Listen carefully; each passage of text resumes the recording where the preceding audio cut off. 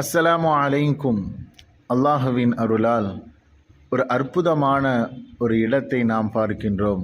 வரலாற்றில் இஸ்லாம் வளர்வதற்கு அடித்தளமாக இருந்த பத்ர் யுத்தத்திற்கு பிறகு நடந்த உஹது களம் நடந்த இடத்தை நாம் பார்க்கின்றோம்.